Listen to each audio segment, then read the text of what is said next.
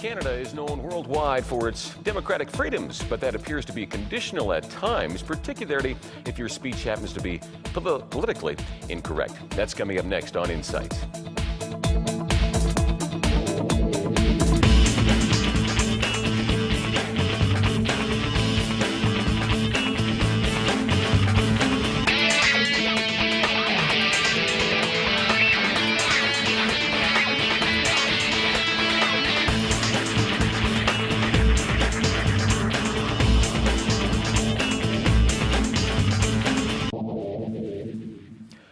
Welcome to Insight. I'm Paul Arthur. Lines are open across Canada for your calls. 1-888-816-2545.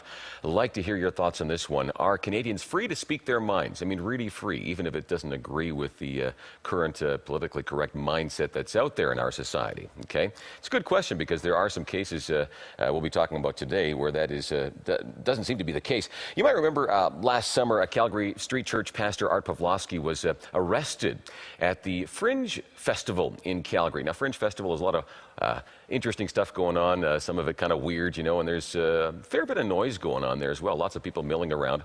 And I'll just kind of give you the nutshell story there that Art was there with some friends of his, and they had been talking to people about Jesus earlier in the day, and as I understand it, and were actually reading the Bible and praying together. And this is actually about like 100 feet from anyone else. And that's, in fact, where they got arrested. Disturbing the peace, I think, is one of the charges. We'll get more details on this a little later in the program here today. But it makes you wonder, doesn't it? Why did that arrest happen? Were they really disturbing the peace by doing that? I mean, they weren't yelling, okay? So I'd like to hear your thoughts on this. The trial for that goes this Monday, by the way, and you'll have a chance to take part in that, too, if you're in the Calgary area. We'll tell you more about that in a moment. Now, Street Church also ministers to the homeless. And the other issue in this here today is the city of Calgary has received some complaints about the way that ministering is going on. It's too loud, apparently. They've had some complaints. I know in the papers it says hundreds of complaints, but apparently that's only coming from about 12 people complaining numerous times. Okay, so that does make a big difference, too. But is it too loud? Well, they've had some tickets for being too loud, even though there are some signed affidavits here from bylaw officers saying they aren't too loud. So the whole thing starts to get a little muddled with going, well, what's going on here exactly? Okay, and more recently, some permits have been revoked.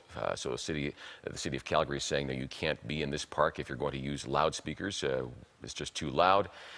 So it comes down to ministering to the homeless, which they really do. Apparently, many people have been taken off the streets. Okay, taken off of drugs. Isn't that what we want to see? There's a huge problem in this area. Not a lot of people are going there to minister because it is dangerous. Okay. So he's doing this, and the city's saying, well, we can't do it quite that way. So we have, I guess, a standoff between, 11 or 12 people complaining and ministry going on downtown that seems to be successful. So your thoughts on how to handle all of that, and is your freedom threatened by this? What happens if Art loses his case?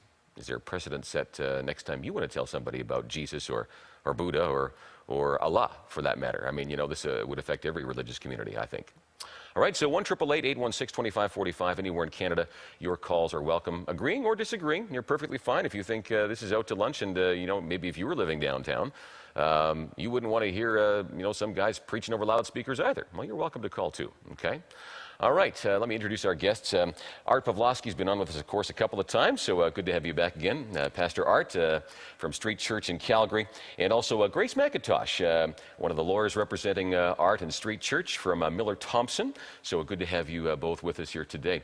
All right, well, why don't we start here, I guess. Well, first of all, Art, you are prepared to go to jail if necessary. I mean, you're serious about this, right? We are.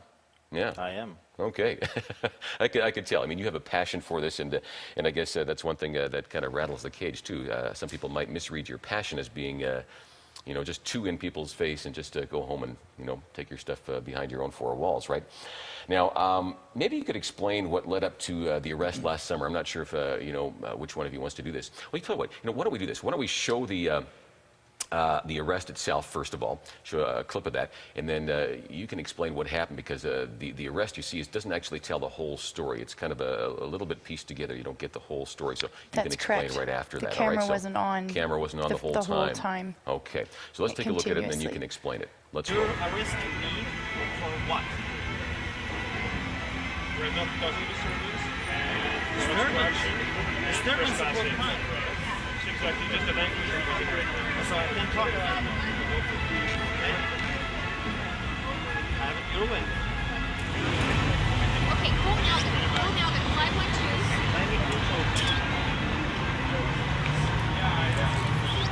Oh, that's good. Come with the camera. Come with the camera. Come with the camera. Come on. I'm ready. Come.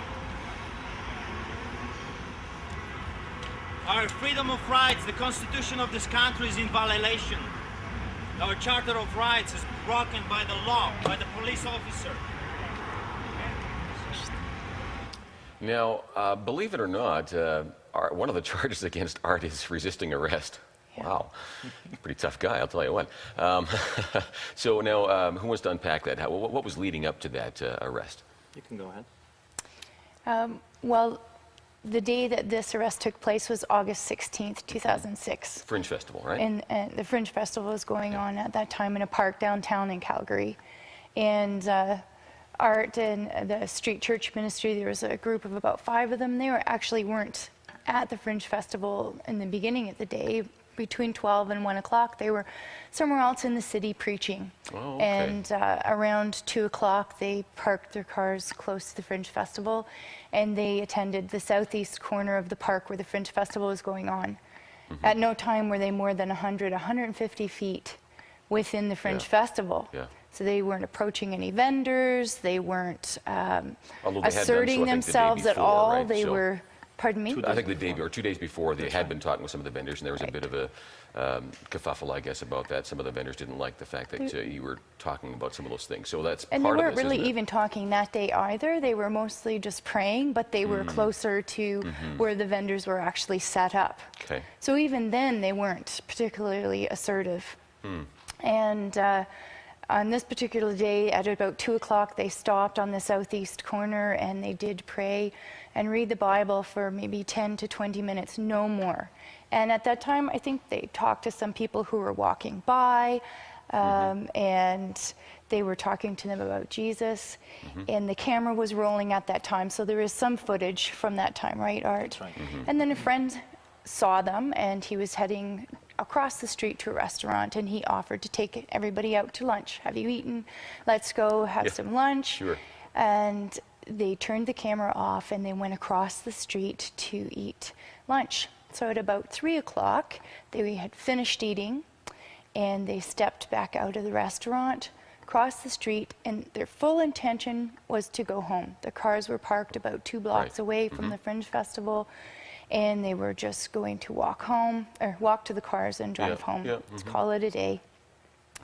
And they were walking down the sidewalk that parallels, or that Public sidewalk, right? Right beside the park where the Fringe Festival was taking place.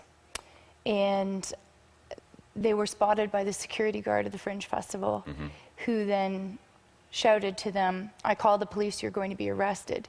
They just kept walking.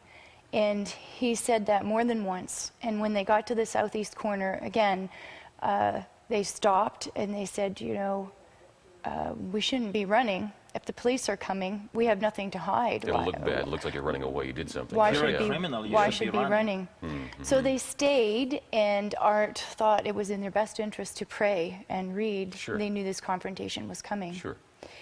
So At that time, remember, we had encounters with authorities over 50 times, so that was not the first time when we were you're almost approached. used to this in some ways. But, Right. So to me, I thought this is another encounter with authorities. We will tell them we have our Right. rights and freedoms. Yeah. They will leave us alone, Sure. as this Constitution guarantees us. So Yeah.